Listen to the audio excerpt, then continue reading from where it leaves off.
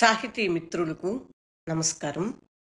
వనజా తాతనేని కథల ఛానల్కు సుస్వాగతం. విభిన్న కథల సమాహారం వనజా తాతనేని. ఈరోజు నేను వినిపించబోతున్న కథ ది జడ్జిమెంట్. మూల రచన కాఫ్కా, అనువాదం జి లక్ష్మి. కథ వినండి. పూర్తిగా కథ విన్న తరువాత రచయిత గురించి పరిచయం వినండి. మిత్రులారా, ఇలాంటి కథలు మన సాహిత్యంలోనే అరుదుగా ఉంటాయి. తప్పకుండా కథను పూర్తిగా వినండి అని మనవి చేస్తున్నాను. ఇప్పుడు కథలోకి వెళ్ళిపోదాము. The judgement. వసంతకాలంలోని ఓ ఆదివారం ఉదయం జడ్జి బెండిమన్ మొదటి అంతస్తులో ఉన్న తన గదిలో కూర్చుని ఉన్నాడు. బెండిమన్ యువకుడు, వ్యాపారం చేస్తుంటాడు. నదీ తీరం పొడవున తక్కువ ఎత్తులో నిర్మించిన ఇళ్లలో ఆ ఇల్లు కూడా ఒకటి. రంగు ఎత్తుల్లోని తేడాలు తప్ప ఆ ఇళ్ళని దాదాపు చూడటానికి ఒకేలా ఉంటాయి. విదేశాల్లో ఉన్న స్నేహితుడికి రాసిన ఉత్తరాన్ని అప్పుడే ముగించి కవరు అతికించాడు బెండిమన్.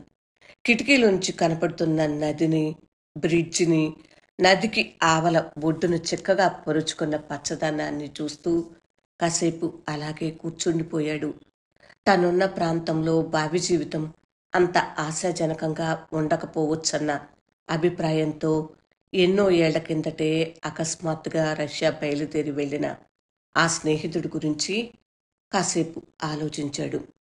పీటర్స్బర్గ్లోని స్వంత వ్యాపార సంస్థకి అతనిప్పుడు మేనేజర్గా ఉన్నాడు. అక్కడ అతని వ్యాపారం మొదట చాలా బాగుంది. అయితే గత కాలంగా అతను కష్టాల్లో చిక్కుకున్నాడు. దానితో స్వదేశానికి అతని రాకపోకలు కూడా బాగా తగ్గిపోయినాయి. ఫలితంగా అతను అక్కడే చిక్కుకుపోయాడు. చిన్నతనం నుంచి బెండిమన్కు ఎంతో చిరపరిచితమైన ఆ మొహం గెడ్డం మాటున కప్పబడిపోయింది. పాతాళంలోకి కుంగిపోయినట్టున్న అతని మొహం ఏదో వ్యాధి సూచనగా పసుపు వర్ణంలోకి తిరిగింది. అక్కడ ఉన్న విదేశీయుల కాలనీలో అతనికి తెలిసిన వాళ్ళు లేరు. స్థానికంగా ఉండే కుటుంబాలతో అతనికి ఉన్న సంబంధాలు కూడా అంతంత మాత్రమే. అతనికి ఇంక వేరే ప్రత్యామ్నాయం కూడా లేకపోవటంతో బ్రహ్మచారిగా జీవితం కొనసాగించడానికి సిద్ధపడిపోయాడు.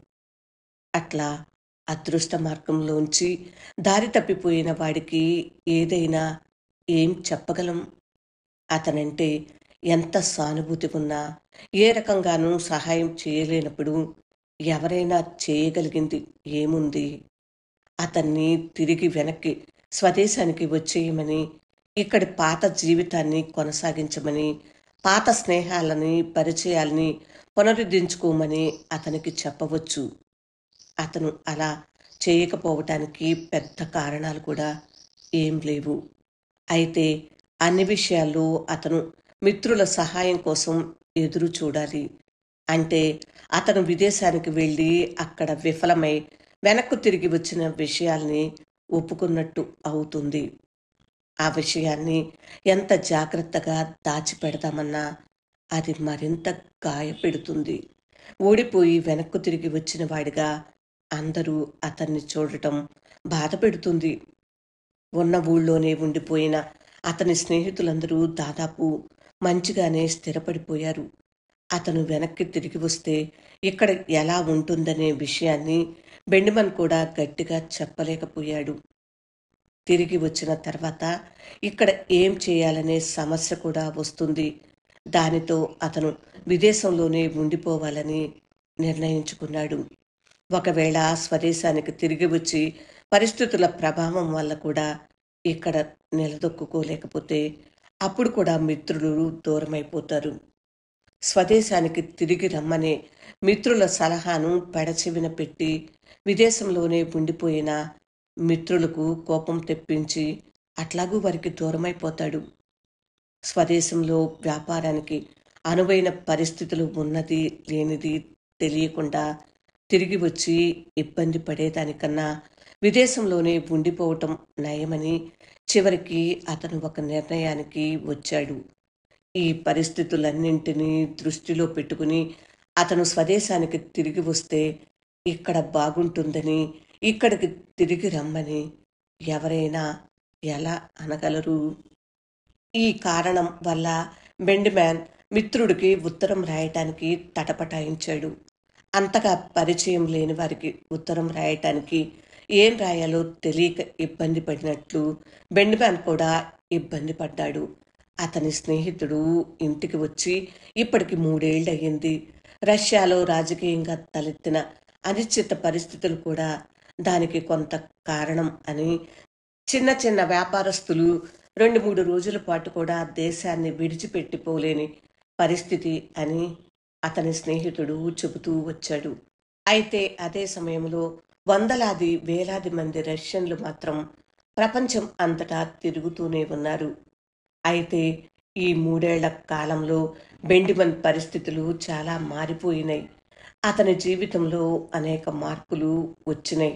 2 ఏళ్ల కిందట అతని తల్లి చనిపోయిన దగ్గర నుంచి బెండిమన్ అతని తండ్రి కలిసి జీవించాల్సి వచ్చింది. ఆ విషయం అతని మిత్రుడికి తెలుసు. బెండిమన్ తల్లి చనిపోయినందుకు అతను సంతాపం తెలియజేశాడు కూడా.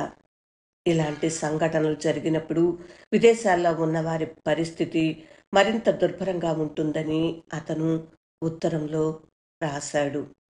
అయితే అప్పటి నుంచి బెండిమన్ వ్యాపార వ్యవహారాలు స్వయంగా చూసుకోసాగాడు.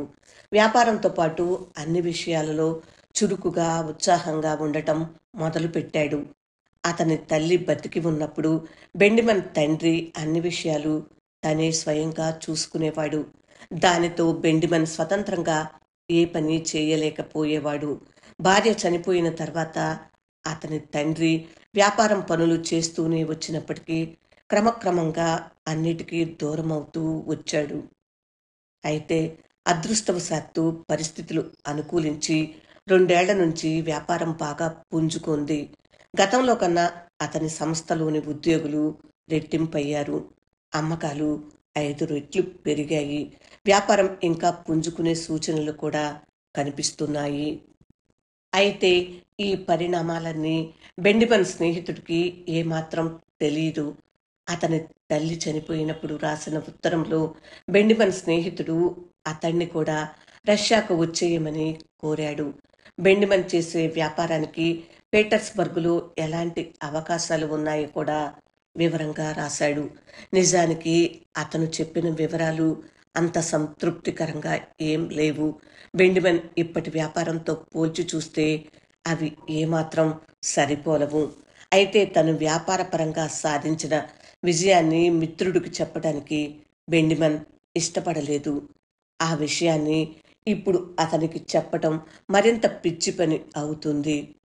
అందుకే బెండిమన్ ఆ విషయం చెప్పకుండా ఉత్తరమంతా ఏదో చిల్లర మల్లర విషయాలతో నింపివేశాడు. ఆ ఆదివారం ఉదయం తన మనసులోకి వచ్చిన ఆలోచనలన్నింటినీ అందులో కుమ్మరించాడు. అతనికి ఇప్పుడింక కావలసింది ఏదీ లేదు. ఇప్పుడున్న జీవితం చెల్లాచెదురు కాకుండా ఉంటే చాలు. అందుకే తమ ఊరి గురించి స్నేహితుడి అభిప్రాయాలు చెక్కుచెదరకుండా ఉండేలా అతను జాగ్రత్త పడ్డాడు.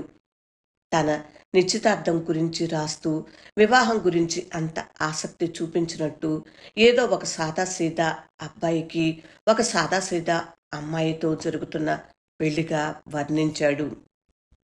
అంతకుముందు రాసిన 3 ఉత్తరాల్లోనూ అతను అదే అభిప్రాయాన్ని వ్యక్తం చేశాడు. దానితో అతని స్నేహితుడు ఈ జంటపై ఆసక్తి కనపరచడం ప్రారంభించాడు. సంపన్న కుటుంబం నుంచి వచ్చిన ఫ్రిదా బ్రాండెన్ ఫెర్ట్ అనే అమ్మాయితో తనకు పోయిన నెల నిశ్చితార్థం జరిగినట్టు బెండిమన్ ఉత్తరంలో తెలియజేశాడు. తన స్నేహితుడు గురించి, అతనితో జరిపే ఉత్తర ప్రత్యుత్తరాల గురించి అతను ఎప్పటికప్పుడు తన కాబోయే భార్యతో చెబుతూ వచ్చాడు. అయితే అతను మన వివాహానికి రావటం లేదా అని ఫ్రిదా అతన్ని అడిగింది కూడా. నీ స్నేహితులందరి గురించి నేను తెలుసుకోవాలి కదా అని కూడా ఆమె అంది. నేను అతన్ని ఇబ్బంది పెట్టదలుచుకోలేదు అని బెండిమెన్ ఆమెతో అన్నాడు. దయచేసి అర్థం చేసుకో. అతను వచ్చినా రావచ్చు. అయితే వస్తే కనుక అతను బాధపడతాడు. అతని మనసు గాయపడవచ్చు. బహుశా నన్ను చూసి అసూయపడవచ్చు. ఇదంతా అతనికి అంత సంతోషం కలిగించకపోవచ్చు. దానికి తోడు అతను ఒంటరిగా వెనక్కి తిరిగి వెళ్ళాలి. ఒంటరిగా, నీకు అర్థమవుతుంది కదా అని అతడు అన్నాడు. అవుననుకో. అయితే మన వివాహం గురించి వేరే వాళ్ళ ద్వారా అతను వినటం బాగుండదు కదా అని ఆమె అంది. దానికి మనమేం చేయలేం. అది మన చేతుల్లో లేదు. అయితే అతను తన పరిస్థితులకు అనుగుణంగా నడుచుకునేలా వదిలివేయటం మంచిది అని అతనన్నాడు.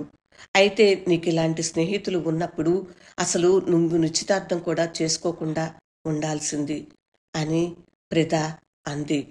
సరే, దానికి తప్పు మనిద్దరిది అనుకుందాం.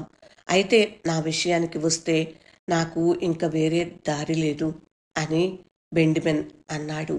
తర్వాత ఆమెను అతను ముద్దులతో ముంచెత్తాడు.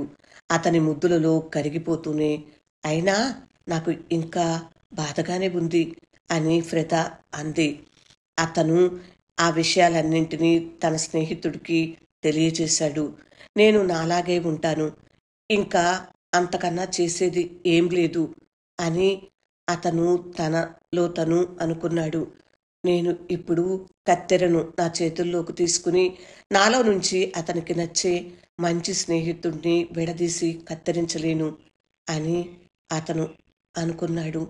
అందుకే అతను ఆ ఆదివారం ఉదయం కూర్చుని తన స్నేహితుడికి సుదీర్ఘమైన ఉత్తరాన్ని రాశాడు.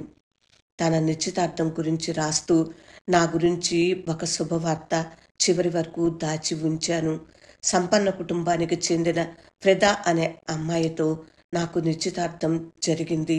నువ్వు ఇక్కడ నుంచి రష్యాకు వెళ్ళిపోయిన తర్వాత వాళ్ళు ఈ ప్రాంతానికి వచ్చారు. అందుకే ఆమె గురించి నీకు అంత తెలిసి ఉండకపోవచ్చు. తర్వాత నీకు ఆమె గురించి మరిన్ని వివరాలు చెబుతాను. ఇవాళ నా విషయానికి వస్తే నేను చాలా సంతోషంగా ఉన్నాను. నా జీవితంలో వచ్చిన ఏకైక మార్పు అదే. నీకు తెలిసిన నీ ఒకప్పటి సాధారణ స్నేహితుడు ఇప్పుడు సంతోషంగా ఉన్న స్నేహితుడయ్యాడు. అంతేకాకుండా నా కాబోయే భార్య నీకు తన నమస్కారాలు తెలియజేయాలని కోరింది. నీలాంటి బ్రహ్మచారికి ఆమె మంచి స్నేహితురాలు కాగలదు. నువ్వు ఇక్కడికి రావటానికి అనేక అవరోధాలు ఎదురవుతాయని నాకు తెలుసు. అయినా ఆ అవాంతరాలన్నింటినీ వదిలించుకుని ఇక్కడికి రావటానికి, నా వివాహాన్ని ఒక అవకాశంగా నువ్వు ఎందుకు తీసుకోకూడదు? అయితే అట్లా అన్నానని నువ్వు కష్టపడుతూ రావద్దు. నీ పరిస్థితుల ప్రకారం నిర్ణయం తీసుకో. తన చేతిలో ఉన్న ఈ ఉత్తరం పట్టుకుని బెండిమన్ చాలాసేపు కుర్చీలో కూర్చుండిపోయాడు. బయట నుంచి పరిచయస్తుడొకరు అతన్ని కిటికీ నుంచి చూసి చెయ్యూపాడు. ఆలోచనల్లో మునిగిపోయి ఉన్న బెండిమన్ యాంత్రికంగా తను చెయ్యూపి నవ్వి ఊరుకున్నాడు. చివరికి అతను ఉత్తరాన్ని జేబులో పెట్టుకుని గది నుంచి బయటకు వచ్చి తండ్రి గదికి దారితీసే సన్నటి వరండాలో అడుగుపెట్టాడు. అతను తండ్రి గదికి వచ్చి అప్పటికి కొన్ని నెలలయ్యింది. అలా చేయటానికి అతనికి ప్రత్యేకమైన సందర్భం, అవసరం రెండూ కలగలేదు. పని చేసే చోట అతను ఎలాగూ రోజు తండ్రిని కలుస్తూనే ఉంటాడు. మధ్యాహ్నం భోజనం రెస్టారెంట్లో ఇద్దరూ కలిసే చేస్తారు. రాత్రి భోజనానికి మాత్రం ఇద్దరూ వేరువేరుగా తెప్పించుకుంటారు. అయితే సాయంత్రం వాళ్ళిద్దరూ కలిసి కాసేపు ముందున్న హాల్లో కూర్చుంటారు. సాధారణంగా ఇద్దరూ వార్తాపత్రికలు చదువుతూ గడిపేస్తారు. లేని పక్షంలో బెండిమన్ స్నేహితుల్ని కలవటానికి బయటకు వెళ్ళిపోతాడు. ఇప్పుడైతే కాబోయే భార్యను కలవటానికి వెళుతున్నాడు. వెలుతురు బాగా ఉన్న ఉదయం సమయంలో కూడా తండ్రి గది బాగా చీకటిగా ఉందని బెండిమన్ అనుకున్నాడు. గోడ కారణంగా పరుచుకున్న నీడలు చాలా ఎత్తులో ఉన్నాయి. బెండిమన్ తండ్రి తన గదిలో ఒక మూలగా కిటికీ దగ్గర కూర్చుని ఉన్నాడు. గదంతా ఇటీవల మరణించిన ఆయన భార్య స్మృతి చిహ్నాలతో నిండి ఉంది. ఆయన చూపు కూడా ఈ మధ్య బాగా మందగించింది. దానితో వార్తాపత్రికను కళ్ళ ఎదురుగా పెట్టుకుని చదువుతూ కనిపించాడు. ఉదయం అల్పాహారం తీసుకోగా మిగిలిన పదార్థాలన్నీ బల్ల మీద చెల్లాచెదురుగా ఉన్నాయి. వాటిని చూస్తే ఆయన ఎక్కువగా ఏం తినలేదని తెలుస్తోంది. ఓ జార్జ్ అంటూ ఆయన కుర్చీలో నుంచి వెండిమన్ను పలకరించేందుకు లేచాడు. అలా లేవటంతో ఆయన వేసుకున్న డ్రెస్సింగ్ గౌన్ కొంచెం తెరుచుకుంది. మా నాన్న ఇప్పుడు కూడా ఎంత ఎత్తుగా దృఢంగా ఉన్నాడు అని బెండిమన్ తనలో తను అనుకున్నాడు. ఇక్కడ చాలా చీకటిగా ఉంది అని బెండిమన్ ప్రారంభించాడు. అవును, చీకటిగానే ఉంది, అతని తండ్రి సమాధానమిచ్చాడు. నువ్వు కిటికీ కూడా మూసి ఉంచావు. నాకు అలానే ఇష్టం. బయట చాలా వేడిగా ఉంది అంటూ బెండిమన్ తను ఇంతకుముందు అన్నదాన్ని నొక్కి చెప్పేందుకు అన్నాడు. తర్వాత అక్కడే కూర్చున్నాడు. అతని తండ్రి అల్పాహారం చేసిన గిన్నెలన్నింటినీ పోగు చేసి పక్కనే ఉన్న బల్ల మీద పెట్టాడు. తండ్రి కదలికలన్నీ శ్రద్ధగా గమనిస్తూనే, నిజానికి నిశ్చితార్థం గురించి పీటర్స్బర్గ్కి ఉత్తరం రాస్తున్నానని చెప్పడానికి ఇక్కడికి వచ్చాను అని బెండిమన్ అన్నాడు. తన జేబులోంచి కవరుని కొంచెం బయటకు లాగాడు. పీటర్స్బర్గుగా? అతని తండ్రి అడిగాడు. అక్కడ నా స్నేహితుడు ఉన్నాడు, బెండిమన్ తండ్రి కళ్ళల్లోకి చూస్తూ చెప్పాడు. పనివేళల్లో ఇలాంటి పనులు ఆయనకు నచ్చవు. చేతులు మడిచి గుండె మీద పెట్టుకుని ఎంత దృఢంగా ఎలా కూర్చుని ఉన్నాడో చూడు అని తనలో తాను అనుకున్నాడు. అవును, నీ స్నేహితుడు ఉన్నట్టున్నాడు ఆయన అన్నాడు. నీకు గుర్తు వచ్చిందా నానా? నా నిశ్చితార్థం గురించి మొదట అతనికి చెప్పవద్దనుకున్నాను. అతనికి చెప్పటం ఎందుకులే, వదిలేద్దాం అనుకున్నాను. అంతే, అంతకు మించి కారణం ఏమీ లేదు. అతను కొంచెం అదో రకంగా ఉంటాడు. నా నిశ్చితార్థం గురించి వేరే వాళ్ళ ద్వారా వింటే అతను ఏమన్నా అనుకుంటాడేమో అనిపించింది. అతనికి తెలియకుండా ఆపలేం కదా. అందుకని నీ ఉద్దేశాన్ని మార్చుకున్నావా అంటూ అతని తండ్రి చేతిలో ఉన్న వార్తాపత్రికను కిటికీలో పెట్టి దానిపై కళ్ళజోడు ఉంచాడు. అవును, నా ఉద్దేశాన్ని మార్చుకున్నాను. అతను నిజంగా నాకు మంచి స్నేహితుడు అయిన పక్షంలో నా సంతోషం అతనికి సంతోషం కలిగిస్తుంది కదా అనుకున్నాను. అందుకే నేను ఇంకా వెనుకాడలేదు. నా నిశ్చితార్థం గురించి అతనికి రాశాను. ఉత్తరాన్ని పోస్టు చేసే ముందు నీకు చెబుదామని వచ్చాను. జార్జ్ అంటూ అతని తండ్రి పళ్ళు లేని తన నోటిని వెడల్పుగా తెరిచాడు. ఇప్పుడు నేను చెప్పేది విను. ఈ విషయం గురించి నాకు చెప్పటానికి, నా సలహా తీసుకోవటానికి వచ్చావు. అది బాగానే ఉంది. అయితే దానికి అర్థం లేదు. నువ్వు పూర్తి నిజం చెప్పనప్పుడు ఉపయోగం ఏముంది? నాకు సంబంధించిన విషయాల్లో జోక్యం చేసుకోవాలని నేను అంతగా అనుకోవటం లేదు. మీ అమ్మ చనిపోయిన తర్వాత కొన్ని చెడు పరిణామాలు జరిగాయి. వాటి గురించి మాట్లాడటానికి కూడా ఇప్పుడు సమయం వచ్చిందనుకుంటున్నాను. అయితే అది నేను అనుకున్న దానికన్నా కొంచెం ముందుకు జరిగింది అంతే. ఆఫీస్లో కొన్ని వ్యవహారాలు నాకు తెలియకుండా జరిగిపోతున్నాయి. అవి నాకు తెలియకుండా రహస్యంగా జరుగుతున్నాయని అయితే నేను అనుకోవటం లేదు. అలా అనుకోవటం కూడా నాకు ఇష్టం లేదు. అయితే నేను ఇదివరకటి సామర్థ్యంతో లేను. నా జ్ఞాపకశక్తి కూడా ఇదివరకటి కన్నా బాగా తగ్గిపోయింది. రకరకాల పనుల్ని గతంలోలా ఒకేసారి చేయలేకపోతున్నాను. బహుశా దానికి వయసు పైబడటం ఒక కారణం కావచ్చు. మీ అమ్మ చనిపోవటం నీకన్నా నన్ను బాగా కుంగదీసింది. అది రెండో కారణం అనుకుంటున్నాను. ఇక ఈ ఉత్తరం విషయానికి వస్తే జార్జ్, నేను నిన్ను ప్రాధేయపడుతున్నాను. దయచేసి నాకు నిజం చెప్పు. నన్ను మోసగించుకు. నీకు పీటర్స్బర్గ్లో నిజంగా స్నేహితుడున్నాడా? బెండిమన్ ఒకలాంటి అయోమయంలో లేచి నిలబడిపోయాడు. నా స్నేహితుల గురించి మనం మాట్లాడనవసరం లేదు. 1000 మంది స్నేహితులు కూడా ఒక తండ్రికి ప్రత్యామ్నాయం అవలేరు. నేను ఏం ఆలోచిస్తున్నానో నీకు తెలుసా? నువ్వు నీ గురించి శ్రద్ధ తీసుకోవటం లేదు. వృద్ధాప్యంలో కొన్ని జాగ్రత్తలు తీసుకుని తీరాలి. పని విషయంలోనూ అంతే. విశ్రాంతి లేకుండా పని చేస్తున్నావు. పని మూలంగా నీ ఆరోగ్యం దెబ్బతినే పక్షంలో వ్యాపారాన్ని రాత్రికి రాత్రే మూసేయటానికి కూడా నేను సిద్ధమే. అది అంత ముఖ్యం కాదు. మనం ఇకనన్నా కొన్ని మార్పులు చేర్పులు చేసుకోవాలి. అన్నింటికన్నా ముందు నువ్వు ఇక్కడ ఈ చీకటిలో కూర్చుంటున్నావు. దాని బదులు హాలులో కూర్చోవచ్చు కదా. అక్కడైతే చక్కటి గాలి వెలుతురు ఉంటుంది. సరైన పోషకాహారం తీసుకోకుండా పలహారాల్ని అలా కెలికి వదిలిపెట్టావు. కిటికీ మూసేసి ఇక్కడ ఈ చీకటిలో ఉంటున్నావు. తాజా గాలి ఆరోగ్యానికి కూడా మంచిది కదా. లేదు నానా, నేను డాక్టర్ కోసం కబురు పెడదామనుకుంటున్నాను. మనం ఆయన చెప్పినవన్నీ పాటిద్దాం. మనం గదులు కూడా మార్చుకుందాం. నువ్వు ముందున్న గదిలోకి వచ్చేయ్. నేను ఇక్కడికి వస్తాను. దాని మూలంగా నీకు అంత మార్పు ఏమీ రాదు. నీ వస్తువులన్నీ నీ చుట్టూరానే ఉంటాయి. అవన్నీ మనం తర్వాత చూసుకుందాం. ముందు నువ్వు కొంచెం సేపు పడుకుని విశ్రాంతి తీసుకో. నీకు విశ్రాంతి కావాలి. ఇటురా, బట్టలు మార్చుకోవటానికి నేను సహాయం చేస్తాను.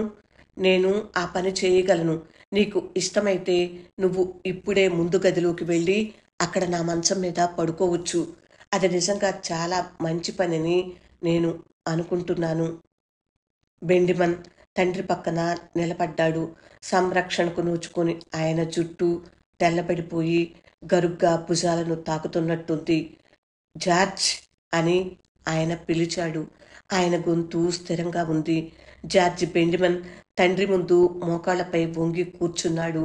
అలసిన తండ్రి మొహంలో నల్లటి పెద్ద కనుపాపలు తనని పట్టి పట్టి చూస్తున్నట్టు గమనించాడు. నీకు పీటర్స్బర్గ్లో స్నేహితుడు ఎవరూ లేరు.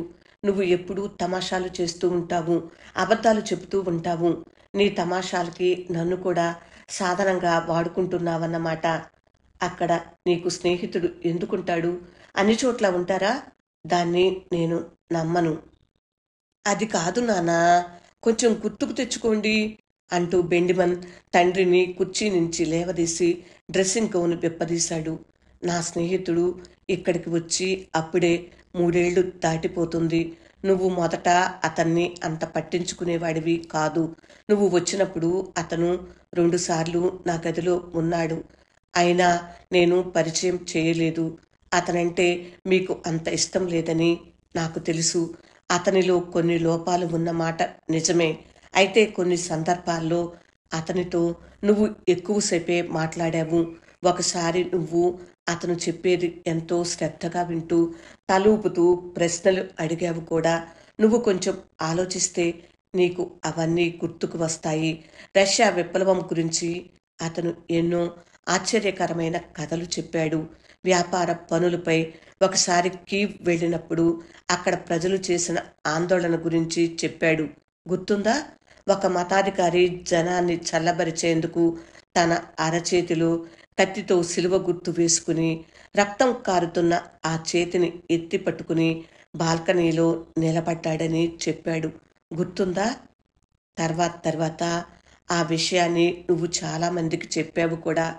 మాట్లాడుతూనే బెండిమన్ తండ్రిని మళ్ళీ కుర్చీలో కూర్చోబెట్టి జాగ్రత్తగా మేజోళ్లు తీసేశాడు. ఆయన లోదుస్తులు మురికిగా ఉండటం చూసి ఇన్నాళ్ళు తండ్రిని పట్టించుకోకుండా నిర్లక్ష్యం చేసినందుకు తనను తాను తిట్టుకున్నాడు. తండ్రి లోదుస్తులు ఎలా ఉన్నాయనేది శ్రద్ధ తీసుకోవటంలో తన బాధ్యత కూడా ఉందని అతను గుర్తించాడు. పెళ్ళైన తర్వాత తన తండ్రి ఎక్కడ ఉంటాడనే విషయంపై అతడు ఇంకా తన కాబోయే భార్యతో మాట్లాడలేదు. ఆయన పాత ఇంటిలోనే ఒంటరిగా ఉండిపోతాడని ఇన్నాళ్ళు వాళ్ళు అనుకుంటూ వచ్చారు. అయితే తండ్రిని తమతో పాటు కొత్త ఇంటికి తీసుకువెళ్లాలని అతను ఆకస్మికంగా తిరుగులేని నిశ్చయం చేసేసుకున్నాడు. అయితే అతని తండ్రి విషయంలో తీసుకోవలసిన జాగ్రత్తల్లో ఇప్పటికే చాలా సమయం మించిపోయినట్టు ఆయన్ని నిశితంగా గమనించిన వారికి ఎవరికైనా అర్థమవుతుంది. అతను తండ్రిని చేతులతో ఎత్తి పట్టుకుని మంచం వరకు తీసుకెళ్లాడు. మంచం దగ్గరికి వెళ్ళే ఆ కొన్ని అడుగుల పాటు అతని తండ్రి బెండిమెన్ వాచి గొలుసును గట్టిగా పట్టుకుని ఉండిపోయాడు. దాని మూలంగా అతను తండ్రిని మంచం మీద నిలువుగా కూర్చోబెట్టలేకపోయాడు. అయితే మంచం మీదకు చేర్చగానే అంతా సరైనట్టు కనిపించింది. ఆయన తనంతట తానే దుప్పటి కప్పుకున్నాడు. అంతేకాకుండా దుప్పటిని పైకి లాగి భుజం వరకు తెచ్చుకున్నాడు. ఆయన బెండ్మెన్ వంక కొంత ఆదరపూర్వకంగా చూస్తున్నాడు. నీకు అతను గుర్తుకు వచ్చాడా, రాలేదా అని బెండ్మెన్ తండ్రిని రెట్టించి అడిగాడు. నేను దుప్పటి సరిగ్గా కప్పుకున్నానా అని ఆయన బెండ్మెన్ను అడిగాడు. కాళ్ళపై దుప్పటి ఉందో లేదో ఆయనకి కనిపించటం లేదు. ఇప్పుడు నీకు కొంచెం తేలిగ్గా సుఖంగా ఉంది కదూ అని బెండ్మెన్ అడిగాడు.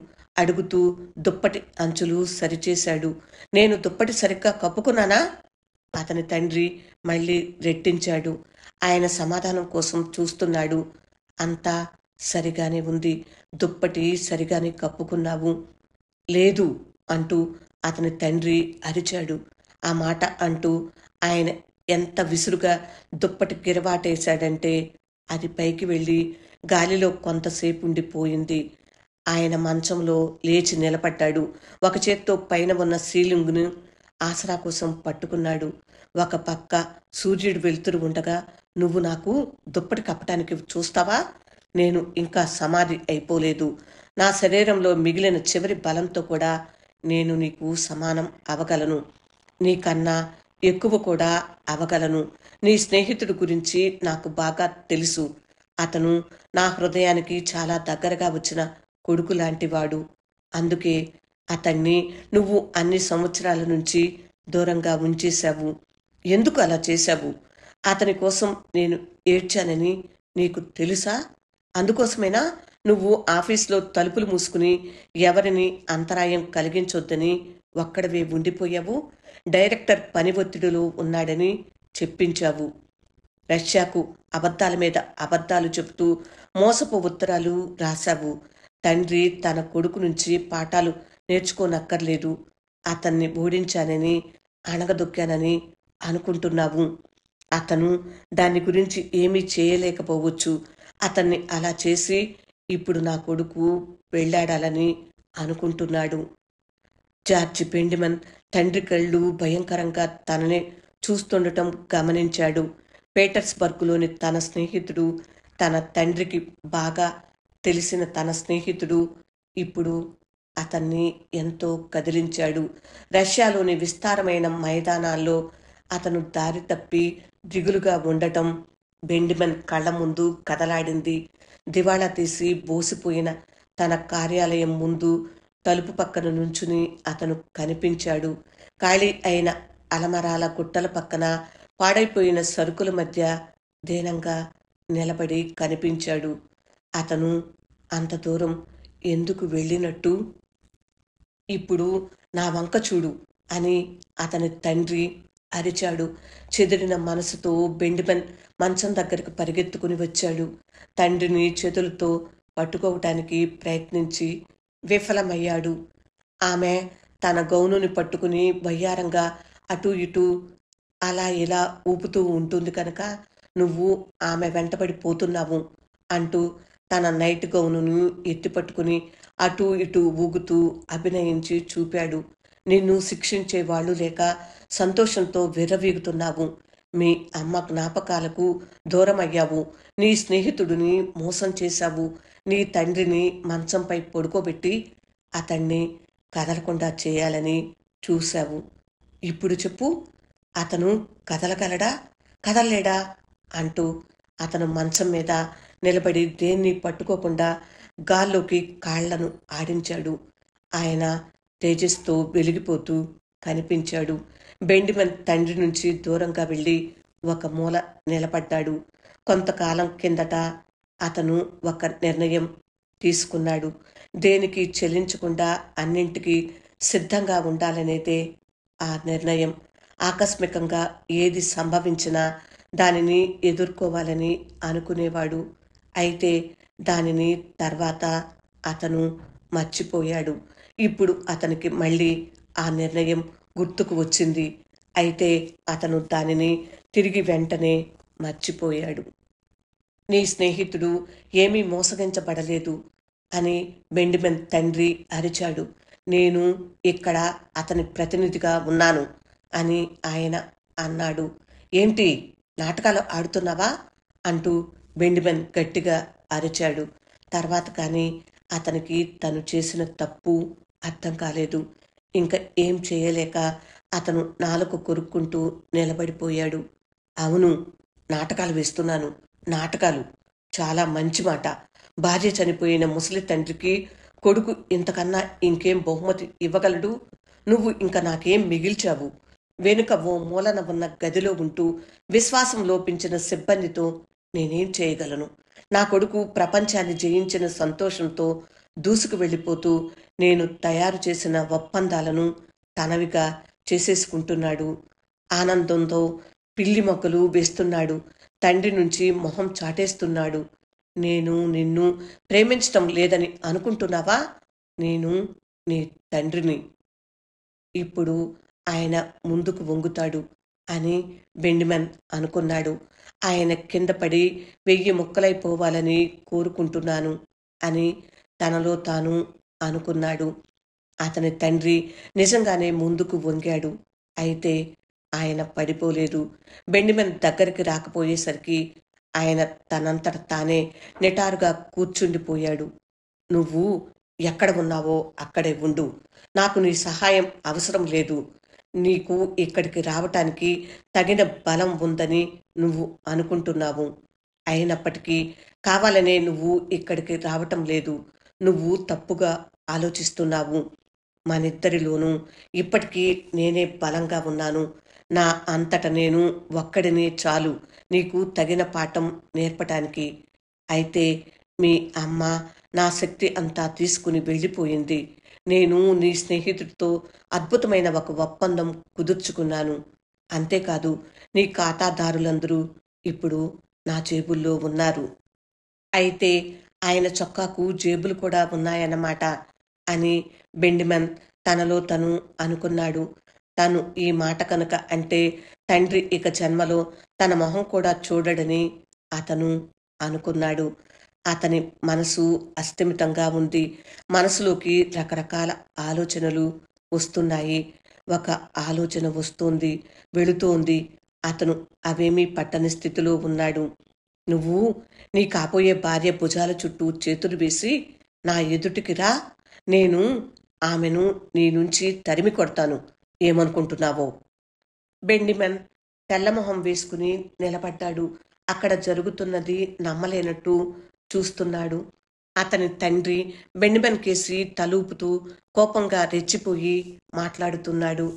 నిశ్చితార్థం గురించి స్నేహితుడికి చెప్పనా అంటూ ఎంత అమాయకంగా వచ్చి అడిగావు. అతనికి అంతా తెలుసు. ఓరి మూర్ఖుడా, అంతా తెలుసు. నేను అతనికి ఉత్తరం రాశాను.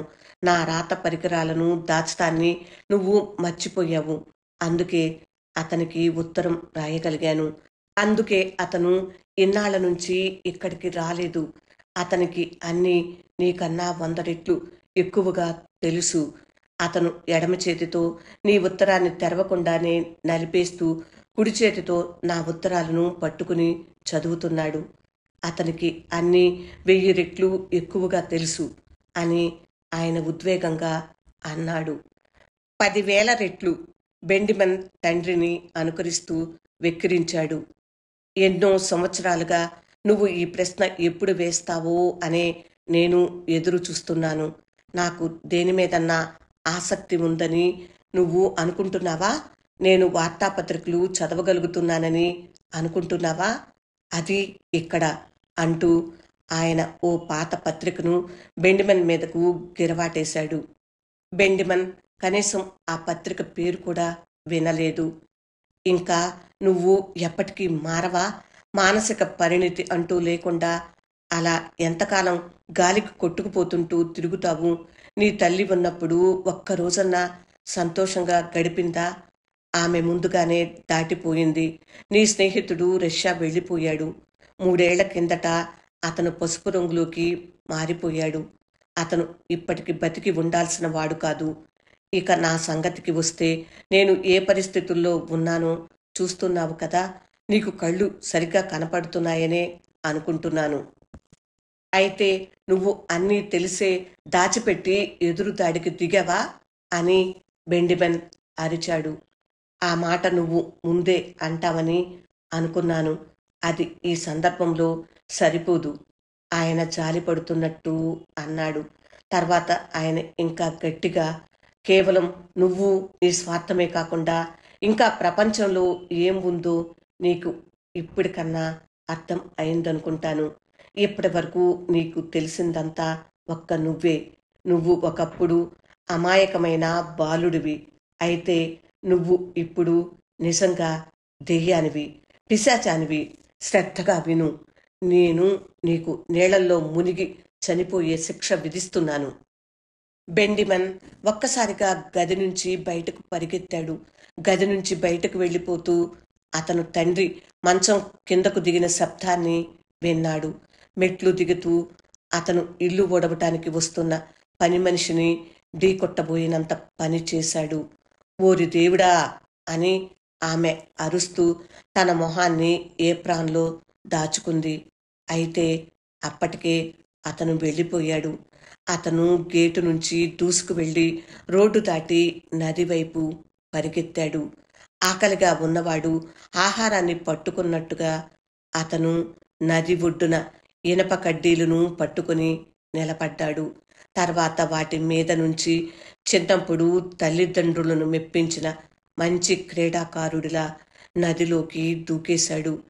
ఇనుప కడ్డీలను పట్టుకున్న అతని చేయి బలహీనమై కడ్డీలను వదిలిపెట్టే సమయానికి అటుగా ఒక బస్సు వచ్చింది. అతను నీళ్లలోకి పడిపోతున్నప్పుడు వచ్చిన శబ్దం బస్సు శబ్దంలో కలిసిపోయింది. అతని పెదాలు, నానా, నేను ఎప్పుడూ మిమ్మల్ని ప్రేమిస్తూనే ఉన్నాను అని మృదువుగా అంటుండగానే అతను మునిగిపోయాడు. అదే సమయంలో బ్రిడ్జ్ ఒక్కసారిగా కిక్కిరిసిన వాహనాలతో నిండిపోయింది. ది జడ్జిమెంట్, కాఫ్కా రచించిన కథ విన్నారు కదా ఫ్రెండ్స్. ఈ రచనకు తెలుగు అనువాదం జి. లక్ష్మి. ఇప్పుడు రచయిత కాఫ్కా గురించి పరిచయం. 20వ శతాబ్దపు డాంటేగా డబ్ల్యూహెచ్ ఆడెన్ అభివర్ణించిన ఫ్రాంజ్ కాఫ్కా 1883 జూలై 3న చెక్ రిపబ్లిక్లోని ప్రేగ్లో ఓ మధ్యతరగతి యూదు కుటుంబంలో జన్మించాడు. కాఫ్కా తండ్రి హెర్మన్ కాఫ్కా సేల్స్ రిప్రజెంటేటివ్గా రిటైల్ వ్యాపారిగా పనిచేసేవాడు. 6 పిల్లల్లో కాఫ్కా పెద్దవాడు.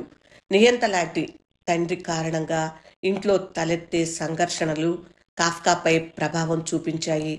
తల్లి అతి సున్నితత్వము, తండ్రి క్రూరత్వము, అల్పజ్ఞానం కారణంగా తలెత్తే మానసిక సంఘర్షణలో కాఫ్కా నలిగిపోయేవాడు.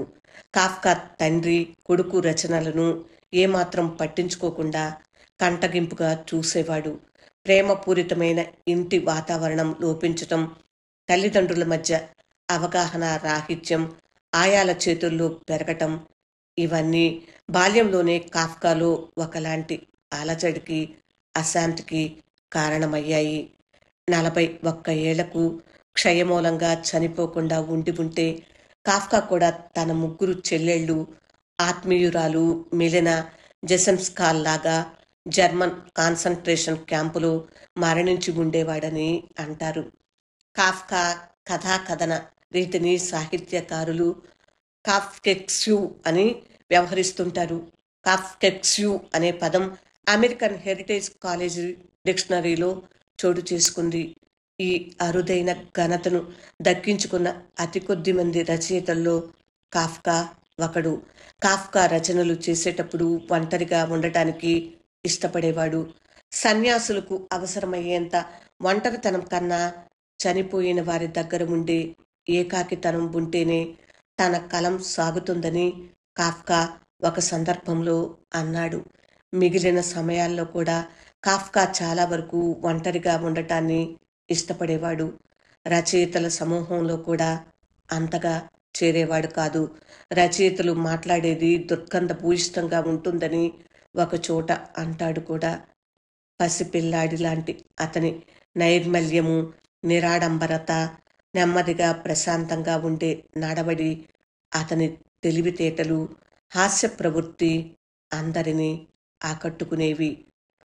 పుస్తకం మన లోపల గడ్డకట్టిన సముద్రాలను ఛేదించే గొడ్డలి అనే కాఫ్కా మాట అతని రచనల విషయంలో కూడా అక్షర సత్యం. విభిన్న కథల సమాహారం వనజ తాటినేని. వింటున్నందుకు హృదయపూర్వక ధన్యవాదములు. ఈ కథ మీకు నచ్చిందా ఫ్రెండ్స్? నచ్చితే లైక్ చేయండి, ఇంకా మీ మిత్రులకు, బంధువులకు షేర్ చేయండి. నా ఛానల్ సబ్స్క్రైబ్ చేయనట్లయితే సబ్స్క్రైబ్ చేయండి. ప్రతిరోజు ఇలాంటి విభిన్నమైన కథలను ఈ ఛానల్లో వినిపిస్తున్నాను. మరికొన్ని కథలను కూడా విని మీ స్పందనను కామెంట్ బాక్స్లో తెలియజేస్తారు కదూ. ఉంటాను మరి.